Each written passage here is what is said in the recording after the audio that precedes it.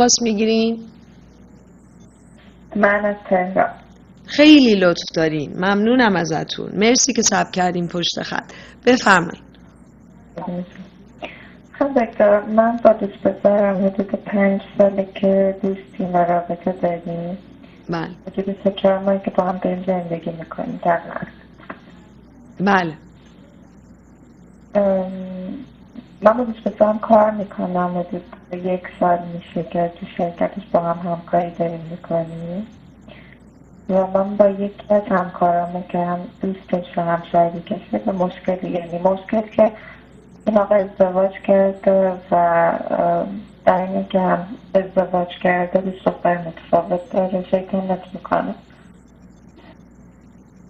اوکی، به شما چه مربوط؟ خب شما چه ربطی داره؟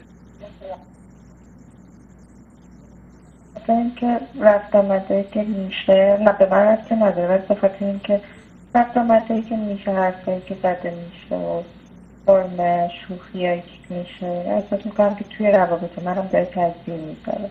اوکی. مثلا امشب که 5 شب توی ایران تهران بود، من دوست داشتم خونه داشتیم مشروب با هم میخوردیم رو که این آقا زنگ زد که با هم برن یه کاری انجام بدن، دنبال یه کاری برن ساعت 11 شب، 9 شب 5 شب ما.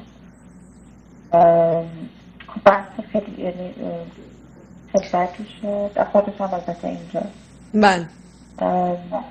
دعوای بعدی شد. من اصلا بحثتون میخوام قطع کنم، سوال من یه چیز دیگه است. شما آیا به خودتون به عنوان یک زن این اطمینان رو 100% رو دارید که بلدید مردی رو انتخاب کنید که میتونیم به اون اطمینان 100% داشته باشید؟ این اطمینان رو به خودتون داریم به عنوان یه زن که شما توانایی تشخیص مردی رو که میشه 100% بهش اطمینان کرد در خودتون هست؟ اینو دارین شما این اطمینان رو به خودتون؟ نه خیلی. اوکی. پس مشکل دوست پسرتون نیست، مشکل شمایین. چرا؟ به خاطر اینکه وقتی که یک زن هنر انتخاب مردی رو که بتونه روی اون 100% حساب بکنه یاد نگرفته، به خودش اطمینان نداره و بنابراین میره توی رابطه با یه مردی که به اون اطمینان 100% نداره. چرا؟ چون به خودش اطمینان 100% نداره. بعد حالا که رفته تو رابطه میخواد اون مرده رو کنترل کنه که نکنه اون مرد دست از پا خطا کنه. متوجه هستین؟ اگر قراره که دوست پسر شما با زن دیگه‌ای بره، میره. شما اگر عالم و دنیا رو دعوا و فریاد و فغان و نمیدونم تمام دوستاشو ازش بگیرین، بازم اون میره. اگرم که مرد قابل اعتمادیه و اطمینان 100% دارین بهش و بعد به خودتون اول بعد به ایشون، این اطمینان رو باید بکنیم، ولو این که ممکنه اون یه موقع این اشتباه رو هم بکنه و لغزش رو هم پیدا کنه، چون انسان‌ها اشتباه میکنن، انسان‌ها لغزش پیدا میکنن.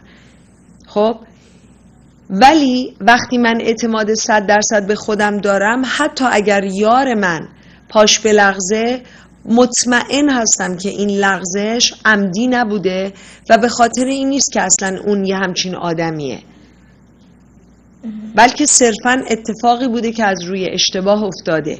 حالا باور من اینه که شما چون به خودتون اطمینان ندارین، به دوست پسرتون اطمینان ندارین و میخواین حالا اونو کنترل بکنین که با کی میره، کجا میره، چی کار میکنه، و شاید حتی یک دلیل این که الانم اومدین توی خونه این آقا بدون ازدواج دارین زندگی میکنین، همین نیاز به اینه که اون کجا داره میره، با کی داره میره، چی کار داره میکنه، میخواین کنترلش کنین از تو خونه و این هیچ چیزی رو درست نخواهد کرد تو رابطه شما.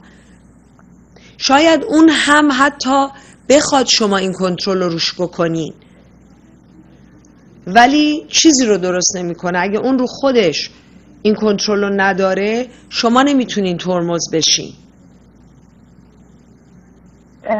نه من به جهت که پدر مادرم ایرانی نیستن یه مدتیه که به مدت کوتاه مدت و موقتی من با دوست پسرم تو خونه ما هستیم. نه اصلا بحث من این نبود که دیانت یا اینکه شیطانت و دوست پسر من. بحث من اینه که یه آدمی که خودش اون حسو نداره که پنجشنبه شبش جمعه شبش حالا به هر دلیلی بخواد با کسی که باهاش ازدواج کرده، حالا اون آقا زن داره یا اینکه دوست دختر حتی داشته باشه. میدونم من همه حرفای شما رو قبول دارم. خب اولا شما مادر ایشون نیستین، دوست دخترشین، همسرش هم نیستین. اوکی؟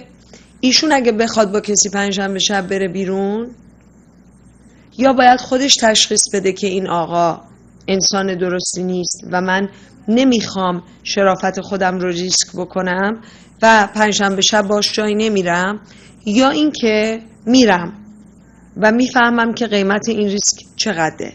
خب ولی این شما نیستین که باید این قضیه رو تشخیص بدی و یا تعیین بکنی. شما فقط میتونین بگین که ببین من از این کار خوشم نمیاد، ولی تو باید خودت تصمیم بگیری، من نمیتونم برات تصمیم بگیرم. و در ضمن اگر هم قراره تو پنجشنبه شب جایی بری، من نیاز دارم که از قبل بدونم که منم برنامه‌های خودم رو بریزم. منم اینجا نمیخوام بگیرم بشینم تنها توی خونه. منم میتونم برم بیرون، منم جایی دارم برای رفتن، منم آدمایی هستن که میتونم وقتم باشون بگذرونم. بنابراین اگر پنجشنبه شب تو داری برنامه میریزی، از قبل من لازم دارم بدونم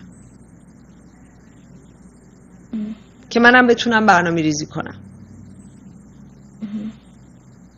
بعد دست ما به خانواده ها کشیده میشه که حالی که توهینه که مثلا مقایسه هایی که با دامادای ما یعنی شوهر خواهر من که اصلا فکر میکنم بحث بچگانه‌ایه که یه لحظه بخوام مقایسه یه چیز خاصی بکنم و دائمی بین ما هست و من نمیدونم چه کار باید بکنم. چون شوهرای خواهرای شما کسانی هستن که خواهراتون تو خونه میذارن میرن؟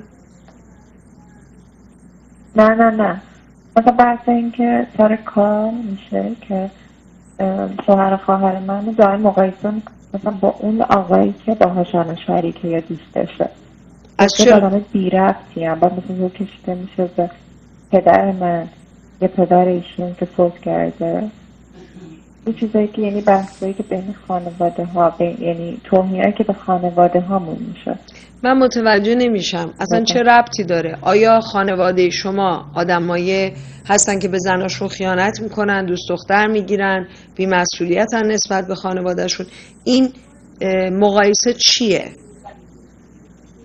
این مقایسه از اینه که من میگم اون آدمی که اصلا باید شریک هستی که هیچ کاری بلد نیست و به درد نخوره و حتی همین پنجشنبه شبی هم که مثلا میخوای باشه یه کاری بری انجام بدی باید دوتایی بریم، چون اون اگه تنها بره نمیتونه اون کار پیش ببره در رابطه با کاری بود. پنجشنبه شبشون که جایی میخواستن بره. درست. بعد یه بحث میشه به جایی که مثلا اون آقایی که شوهر خواهر تو مثلا بلد نیست کار، این پسری که الان با من کار بیشتر بلده، بعد این مقایسه بی‌ربطی.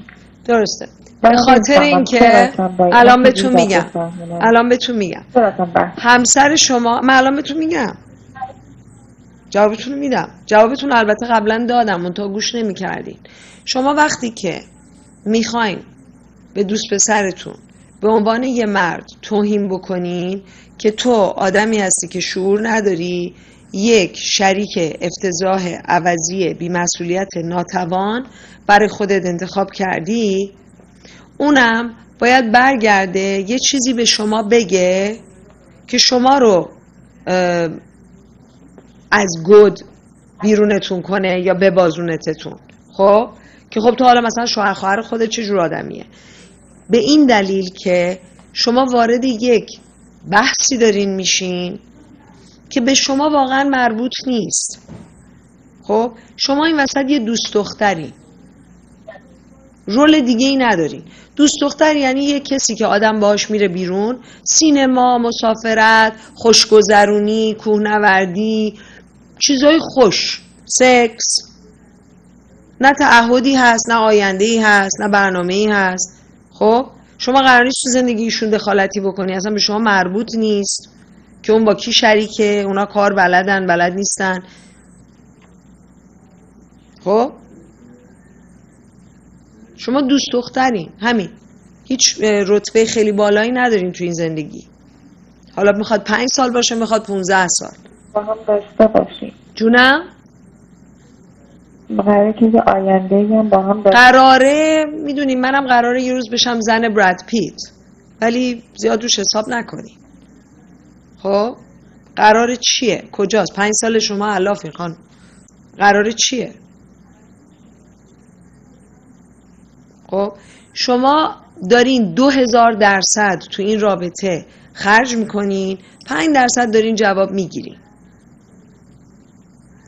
با ایشون دارین کار میکنین، با ایشون دارین زندگی میکنین، 5 سال زندگیتون رو دادین به ایشون. حرفتون مهم نیست، نظرتون مهم نیست، احساستون مهم نیست. خب بعد قراره یه روز مهم باشه، تو این 5 سال مهم نشده عزیزم. خب بعدم توی جایگاهی هستین که اگر نظرتون رو هم بگین، چیزی که اتفاق میفته اینه که ایشون وارد دوئل میشه باهاتون. بعد نگاه نمی کنین ببینین کجا ایستادین تو این رابطه. بعد فکر میکنین آینده ای دارین. شما اصلا شریک نیستین با این آدم. کدوم آینده؟ شما عدد 0، دوست پسرتون عدد 100. این چه آینده ایه؟ خب خوب فکر کنین راجع به صحبت‌های من. اگه سوال براتون که چرا دوست پسرتون شما رو میخواد پنجشنبه شب تو خونه بذاره با شریکش بره دنبال کاری، اول از خودتون باید بپرسین چه ارزشی برای خودتون گذاشتین تو این رابطه. چون اون چیزی رو که شما دارین میدین خیلی زیادیه برای رابطه‌ای که توش هستین. بعد اگه مایلم بودین بیشتر در این مورد از من بپرسی، خوشحال میشم کمکتون کنم. ممنونم ازتون. مرسی از تلفنتون.